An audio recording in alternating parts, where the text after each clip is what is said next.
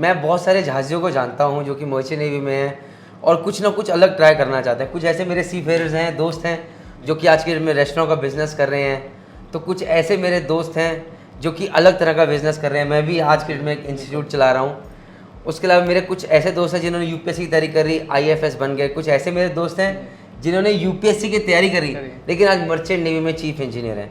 तो ये वीडियो है मिस्टर सुनील चौहान के ऊपर। ये आज के फ्लीट मैनेजमेंट में चीफ इंजीनियर है।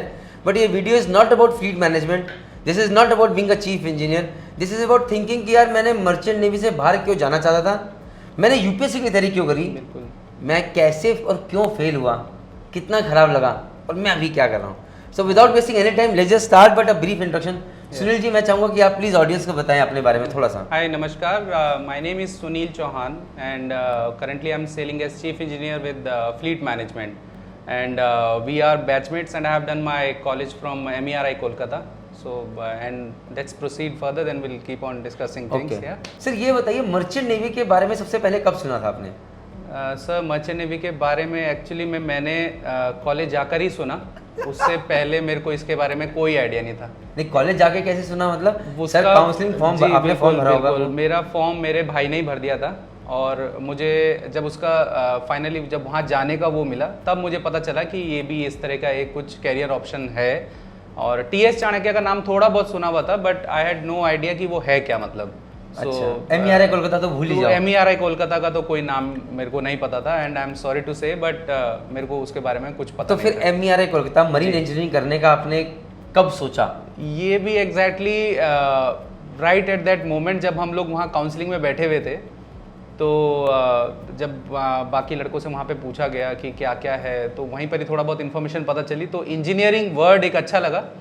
सो वहाँ से मैंने वो इंजीनियरिंग सिलेक्ट कर लिया। ओके। और अच्छा, मुझे ऐसा लगता था कि अभी तक कि अकेला मैं हूँ सुनील सर जिसने बनना था कप्तान टीएस चाणक्य सोच के जब वहाँ गया और अकेला मैं ही ऐसा नालायक था जिसने वहाँ जाके डिसाइड किया कि मैं इंजीनियरिंग करनी है। अब मुझे समझ आया कि मेरे और भी भाई बंधु हैं जिन्होंने जिंदगी के करियर की शुरुआत करने की सोची बट रिसर्च पेपर वर्क कुछ नहीं, रिसर्च कुछ नहीं, चल दिए। जी चल दिए, बिल्कुल। चलिए, ये तो हो गया सर मर्चेंट नेवी की जर्नी को लेके।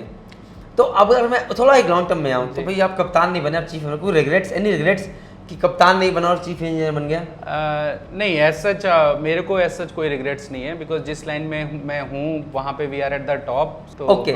सबसे इरिटेटिंग क्वेश्चन एज ए जहाजी जब आप घर पे आते हो जो कि लोग आपसे पूछते हैं, सबसे इरिटेटिंग क्वेश्चन आपको क्या लगता है? सबसे इरिटेटिंग क्वेश्चन एक तो यही कि आप कहाँ पे पोस्टिंग है, पोस्टिंग फिलहाल आप कहाँ से आए हैं। तो मैं basically last sign off port जो होता है तो वो पहले तो मैं उनको एक्सप्लेन करने का ट्राई करता हूँ पर फिर मुझे लगता है कि फिर मुझे पूरा समझाना पड़ेगा तो फिर मैं कट शॉर्ट करने के लिए उनको जो लास्ट साइन ऑफ पोर्ट होता है सीधा तो मैं वो बता मेरी पोस्टिंग वहीं पर थी। जी, मेरी पोस्टिंग वहीं पर ही है। और दूसरा इरिटेटिंग क्वेश्चन ये होता है कि आपको आके 2 दिन भी नहीं हुए होते हैं वो आपसे जाने का पूछने लग जाते हैं कि अब आप कब जा रहे हैं। तो ये बहुत ज़्यादा चुभता है बट एनीवेज हम लोगों को डील करना पड़ेगा। कितने साल हो गए? आज इतने साल हो गए आपको सेलिंग करते हुए। जी। मर्चेंट नेवी की एक सबसे अच्छी चीज़ आपको क्या लगती है? सर मर्चेंट नेवी की जो सबसे अच्छी बात यही है कि एट एनी एज आप कम बैक कर सकते हैं अगर आपके सर्टिफिकेट्स वैलिड है। अगर वैलिड नहीं भी है तो आप उसको भी रीवैलिडेट कर सकते हैं। और ये कैरियर मैं अपने स्पेशल एग्जांपल से बताऊंगा कि मैंने 4 साल ब्रेक लिया हुआ था, उसके बाद भी मैं वापस आया और मर्चेंट नेवी में मैं उसके बाद से 2 साल 3 साल से फिर से कंटिन्यू कर रहा हूँ। तो ये एक मेरे को सबसे अच्छा लगता है। बाकी किसी भी कैरियर में आपको ऐसा नहीं मिलेगा कि अगर आप इतना लंबा कैरियर बैक ले लें और उसके बाद आप एंट्री कर पाएँ। 4 साल आपने मर्चेंट नेवी छोड़ी थी, क्यों? मैं एक्चुअली यूपीएससी के लिए प्रिपेयर कर रहा था। Like many of my friends बहुत सारे थे जो ये कर रहे थे बट मेरा ऐसा नहीं है, मेरा उनको देख के नहीं था, मेरा पहले से ही मन था। बट एक सर्टेन टाइम आता है कि जब आप डिसाइड करते हैं कि नाउ इज़ द टाइम। सो वो मैंने डिसाइड किया 2015 में और फिर 2015 से लेके 2019 मिड तक मतलब स्ट्रेट अवे 4 इयर्स मैं दिल्ली में था, मैं प्रिपेयर कर रहा था और मैं बहुत अच्छा प्रिपेयर कर रहा था। और लेकिन फाइनली अनफॉर्चुनेटली या फॉर्चुनेटली आप जो भी कह सकते हैं मेरा फाइनल सिलेक्शन नहीं हुआ। तो दैट्स द स्टोरी। अच्छा, यूपीएससी जो कि जिन लोगों को नहीं पता है, इस यूपीएससी क्रैक करके आप IAS, IPS, IRS, revenues, railways ये सब ज्वाइन करते हैं, बता दूं। और ये हिंदुस्तान का टफेस्ट एग्जाम माना जाता है, राइट सर? बिल्कुल। तो 2015 मतलब आप किस रैंक पे सेल कर रहे थे उस टाइम? मैं उस समय ऑलरेडी सेकेंड ईयर था and with quite an experience 16 months मेरा ऑलरेडी सी टाइम था। और उस समय मैंने ये डिसाइड किया एक बिल्कुल डिफरेंट पाथ लेने का। थोड़ा सा क्रेजी आप बोल सकते हैं, बट ये पैशन था, I wanted to do it, so मैंने उसको फॉलो किया। इन 4 साल में यूपीएससी का एग्जाम आपने कितनी बार दिया? मैंने 15 में दिया। 15 में तो मैंने आते ही दे दिया था कि मैं पहले खुद को टेस्ट करूं। मैं आया था 2 जून को और जुलाई एंड के अराउंड में ये एग्ज़ाम था और अगस्त first week probably. So one month probably जो मैंने प्रिपेयर किया जस्ट टू सी कि मैं कहाँ हूँ, मतलब और फिर भी हालांकि वो बहुत ही एक ख़राब क्राइटेरिया था वैसा चुनने का, बट स्टिल मेरे उसमें ठीक ठाक नंबर आ गए, तो उससे मेरे को कॉन्फिडेंस आ गया कि आई कैन डू दिस। ये वो मेरा सिर्फ डमी अटेम्प्ट था basically. 16 was my serious attempt, but उसमें मैंने प्रीलिम्स क्वालिफाई किया, उसके बाद मेंस का मैंने पेपर दिया। बट मेरे को उस समय मेरा फर्स्ट बेबी बर्थ हुआ, तो और वही टाइम पे नवंबर में बच्चे का बर्थ था और दिसंबर में मेरे पेपर थे, मतलब एकदम क्लोज इन में 10-12 दिन का टाइम। सो उस वजह से मेरा मेंस में नहीं हो पाया। फिर 17 में मैंने इंटरव्यू दिया, 18 में भी मैंने इंटरव्यू 17 में आपने प्रीलिम्स भी क्लियर किया, मेंस भी क्लियर किया, आप इंटरव्यू तक गए। इंटरव्यू के हाँ। उसमें भी इंटरव्यू का बहुत स्ट्रेंज स्टोरी था कि नॉर्मली हम लोग जब यूपीएससी के लिए प्रिपेयर करते हैं और इंटरव्यू के लिए आपको कॉल आता है तो आप ये मॉक इंटरव्यूज़ देते हैं, विच आई वुड सजेस्ट कि मतलब दैट्स गुड एक्चुअली, आपको देना चाहिए। बट जिस एनवायरनमेंट में मैंने दिया, जहाँ पे मैंने एक इंस्टीट्यूट में दिया, वहाँ पे वो एक टेबल लगा के और एक आदमी सामने आपके बैठा है और एक आप 1 to 1 इस तरह से, तो वो जो आपके माइंड में सेटअप हो गया, तो आप विजुअलाइज ही नहीं कर पाए कि जो एक्चुअल इंटरव्यू होगा वहाँ पे कितने लोग बैठे हुए होंगे और किस तरह का होगा। हालांकि उन्होंने बोला था कि मतलब एक पैनल पूरा बैठता है, बट आप विजुअलाइज नहीं कर पाए। उन्होंने एक स्ट्रेट बार जो अपना रेक्टेंगुलर टेबल होता है, फ्रंट एंड बैक हम लोग बैठे थे, वैसे प्रिपेयर किया। और जो यूपीएससी में जब मैंने रूम में एंट्री किया तो वो राउंड टेबल है जो हम लोगों ने मतलब सिर्फ सुना है, राइट, सुना था उससे पहले। एंड जो आपको वो स्टेज फ्राइट, एक वो कि आप प्रिपेयर्ड नहीं थे उस तरह के इंटरेक्शन के लिए कि 5 लोग आपको वहां पे इंटरव्यू करने के लिए बैठे हुए देख रहे हैं, मतलब दे वर क्यूरियस एक्चुअली, वो आपके अंदर से बेस्ट निकालना चाहते हैं। और दूसरा ये कि स्टेज फ्राइट, जहाँ पे आपको लगता है कि दिस इज द मेक और ब्रेक टाइम। जब अगर आपका आज इंटरव्यू अच्छा हुआ तो आप आईएएस बन सकते हैं, और अगर आज आपका इंटरव्यू खराब हुआ तो आप वापस 1 साल के लिए मतलब आप दोबारा इस अपॉर्चुनिटी पे पहुंचेंगे कि नहीं। सो वो एक, so I will tell you, normally I am a very confident guy, but उस दिन आई वॉज स्टैमरिंग, मेरा थ्रोट पूरा ड्राई हो गया। एंड मैंने उनसे पानी भी मांगा, वो पानी से भी मेरा गला मतलब ड्राइनेस खत्म नहीं हो रहा है। That was the kind of stage fright, और यू कैन से वो जो एक प्रेशर ऑफ द मोमेंट था। So I performed really bad in that interview, I must say. Then 2018 में I was again well prepared, and I went for the interviews also. But 18 में as you will say hard luck जैसे बोलते हैं, just before the mains exam मेरे को dengue हो गया और I was in ICU. I was here only in Dehradun Max Hospital in ICU for 5 days, और in fact ICU से निकल के I went to the exams. So basically I was not writing from my brain, I was writing just with my hand, जो मैंने practice किया हुआ था। And and after that I thought कि मेरा mains में selection नहीं होगा। So I just went on holiday, holiday in the sense I just went to Dubai, मेरे brother वहाँ पे रहते थे, तो I just went there कि थोड़ा सा fresh up हो जाएगा। And वहाँ से ये हो गया था कि now I don't want to give UPSC, मतलब जो अनलक का फैक्टर चल रहा है। मेरे को डेंगू एक्चुअली 16 में भी हुआ था, वो भी मेन से पहले, और इस बार 18 में भी हुआ मेन से पहले। सो बट स्टिल डेंगू भी मैंने सर्वाइव किया और मेंस में मैं पास भी हो गया, इंटरव्यू का कॉल आ गया मेरे को। So it was a surprise moment.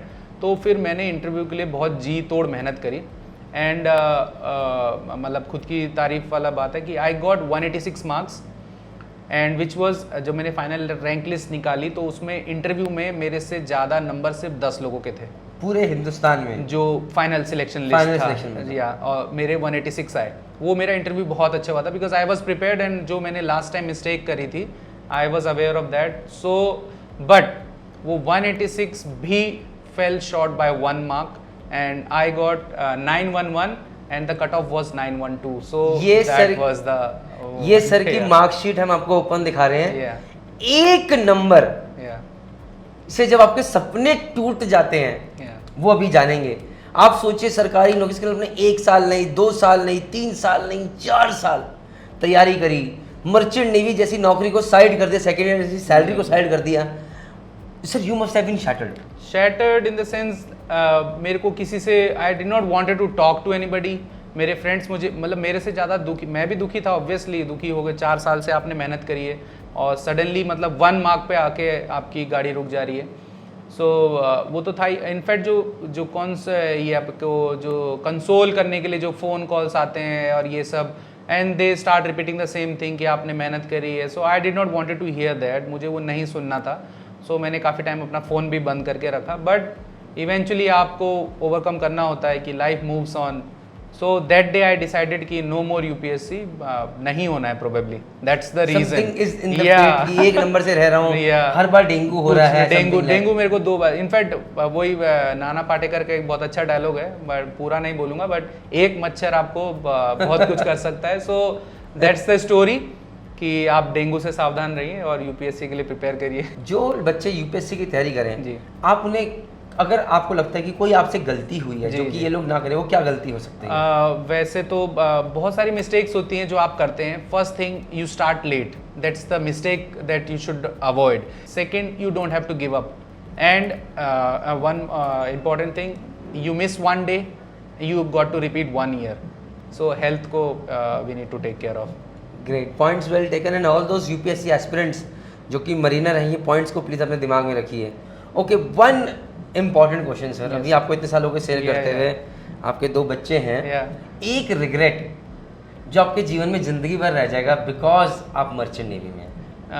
एक रिग्रेट नहीं, मर्चेंट नेवी के वैसे अगर देखा जाए तो काफ़ी सारे रिग्रेट्स होते हैं। There is no family life. Okay, second, जो हम लोग अर्निंग्स करते हैं, we do not invest it very well, right. हम लोग अपने पैसों को जो हमारा बैलेंस ऑफ वेजेस बचता है finally at the end of the contract, जितना हम लेके आते हैं विद इन 2 to 3 मंथ्स हम उसको मटियामेट कर देते हैं।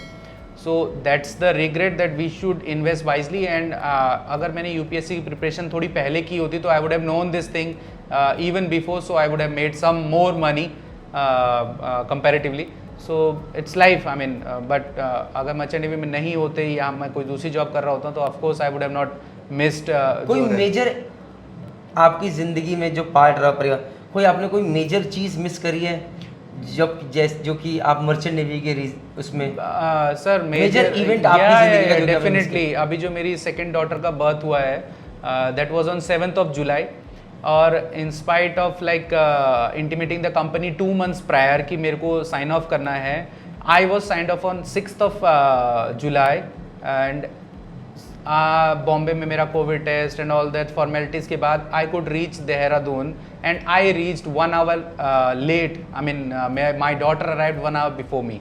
So that's the moment when like you were suppose to be there but आप वहाँ पे नहीं हो। और उस देन मतलब उसके बाद अगर आप हो तो दैट्स आई नो। ये एक जहाज़ की बहुत बड़ी है।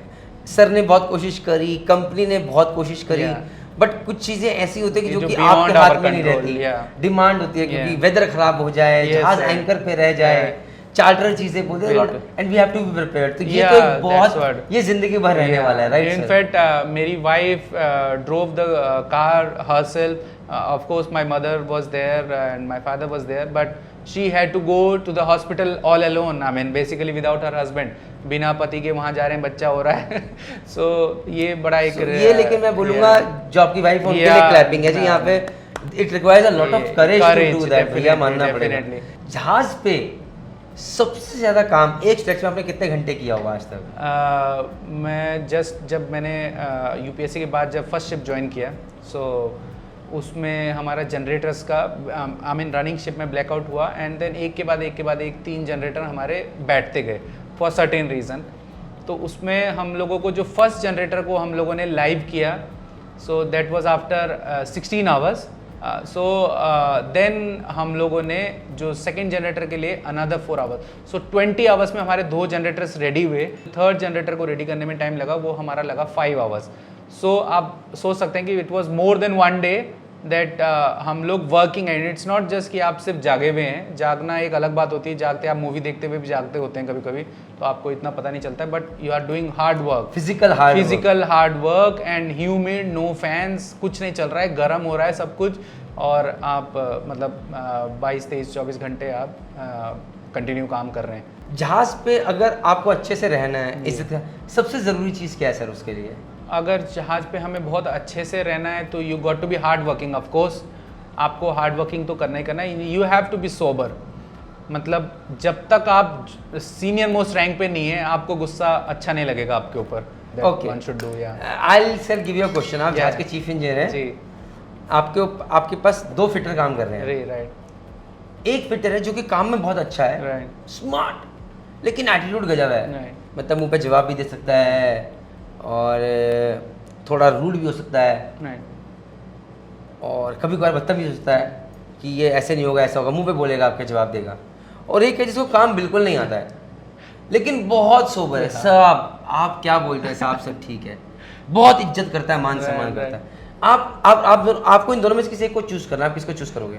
सो आई विल चूज जो गुड वर्कमैन हो।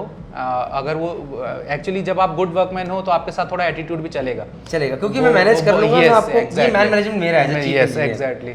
लेकिन अगर काम नहीं आता तो भाई तो फिर बहुत डिफिकल्ट हो जाता है। एक मेरे साथ थे ऐसे, बहुत ही अच्छा किस्सा था।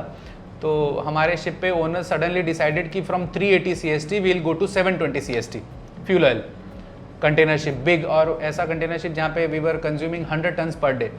तो वो जो हीटर का साइज़, तो उन्होंने हमसे पूरा रिक्वेजिशन मांगा, what all things you need, बस आप लोगों को फिट करना है, नट बोल्ट डालना है, everything will be like prepared. Heater आया, पाइप्स आए, जैसे जैसे हमने ड्राइंग बनाई थी। So all we needed was just stand बनाने के लिए, वेल्ड करना है उसको। एंड उससे पहले मेरे को फिटर का ऐसा जितना बहुत ज़्यादा ज़रूरत नहीं पड़ा था। He was very good guy of course, जैसे आपने वो बोला कि हाँ सर ऐसा कर देंगे, वैसा कर देंगे, वैसा बातचीत में बहुत अच्छा।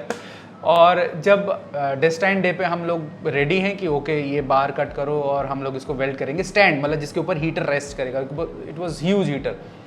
सो वो सब कुछ अरेंज कर लिया एंड आई एम सीइंग कि वो वेल्डिंग कर रहा है, और उसकी वेल्डिंग कर रहा है एंड मैं उसको देख रहा हूँ कि मतलब it's not up to the mark basically.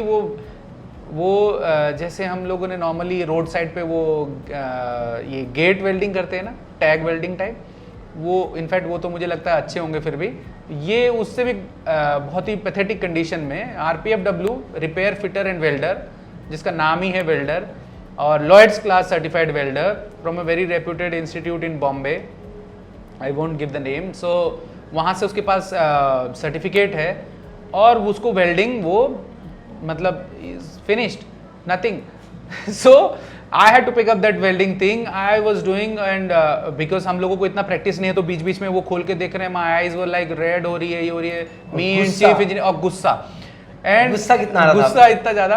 And then we could not finish it because उसका एक पर्टिकुलर टाइमलाइन था कि आज ये खत्म होना है, next day we are reaching US, and उससे पहले ये सब कुछ इंस्टॉल करना है एंड ऑल, और वो हम लोगों से नहीं हुआ। सेकंड मतलब एज ए सेकंड इंजीनियर मैं आई एम नॉट इन प्रैक्टिस, और चीफ इंजीनियर तो वो तो बेचारे और प्रैक्टिस में नहीं है। तो somehow we did half way, मतलब काफ़ी कुछ कर दिया। So company had to arrange a welder in US who was charging some $300-400 per hour, $400 per hour for welding, और वो बंदे ने कुछ 16-17 घंटे काम किया। I mean after that company ने बोला तुम रहने ही दो, तुम लोग सब रहने दो, हम लोग खुद करेंगे। So he was sacked that welder of course. तो जब वो सैक कर रहा था, अच्छा बंदा था, तो मैंने उसको बोला अरे भाई नेक्स्ट टाइम थोड़ा सा यू जस्ट गो एंड थोड़ा सा सीख लो बिकॉज दैट्स योर रोजी रोटी। तो वो क्या बोलता है, अरे नहीं सर BW में मेरा भाई है, मैं उधर चला जाएगा। मतलब ही हैड दिस एटीट्यूड कि सीखने का जरूरत नहीं है, मैं दूसरी कंपनी में चला जाऊंगा। तो उसको क्या लगता है वो दूसरी कंपनी में सर्वाइव नहीं कर पाएगा। That's what exactly. BW में चाहे उसका भाई हो, चाहे कोई भी ओनर भी हो, कोई दिक्कत नहीं। आप सी अगर आपको काम नहीं आता है तो यार आप फिनिश हो कहीं पर भी, राइट सर? राइट। और हम लोग वी आर अर्निंग गुड। अगर हम लोगों को कुछ जैसे ऑटोमेशन का कोर्स है, I must suggest to all engineers, हम लोगों को ये करना चाहिए। But as a senior rank पे हम लोगों को लगता है कि हम बहुत कुछ सीख गए तो हम लोग नहीं करते, बट एटलीस्ट जूनियर्स को they should do this automation controls, क्योंकि दिस इज द थिंग जहाँ पे आप अपने आप को एक लीक से हट के दिखा सकते हैं कि okay I know this thing also. बाकी गधा मजदूरी करने वाले तो वहाँ सारे ही हैं। ये सर मैं सबसे कहना चाहूँगा इस वीडियो के माध्यम से, दैट इज़ कि हम जहाज़ी लोग क्या करते हैं, हम अपने आप कंपेयर तो करते हैं कि यार देखो कंप्यूटर साइंस वाले क्या कर रहे हैं, Right. उस पर मैं वीडियोस बनाऊंगा आगे चल के। बट आप कभी नोटिस कीजिएगा कि वो लोग अपने आप को अपग्रेड करते रहते हैं। राइट। वो रेगुलर स्किल पे ऊपर कोर्सेज करते रहेंगे, खुद से करेंगे, यूडेमी पे जाके करेंगे, कोर्सेज खरीद के करेंगे, डिस्टेंस लर्निंग प्रोग्राम करेंगे, दुनिया की चीज़ें करेंगे, अपने आप को बढ़ाते रहते हैं। राइट। सर आपने कभी भी, मैं अपना आंसर बता दूंगा, अपने जीवन में जहाजी जिंदगी में खुद से पैसे देके अपने पैसे कभी कोई कोर्स किया सर अपना? मैंने एक्चुअली 2 कोर्सेज किए हुए हैं। खुद से किए? यस, एक हम लोगों ने मशीनरी ओवरऑलिंग करके कोर्स था, हाँ वो किया है मैंने। उसमें 25,000 कुछ तो सिर्फ कोर्स का दिया, और बाकी जो बॉम्बे में रहने का वो अपनी मर्जी से दिया आपने? नहीं, वो कंपनी मर्जी ने नहीं था, बोला- कंपनी ने बोला कि ये कोर्स आप सर, करें, मैंडेटरी। नहीं सर ये डिफरेंस है, ये डिफरेंस है। सी कंपनी ने बोला आपने 25,000 खर्च किए तो एक कंपनी टारगेट को लेके चलेगी।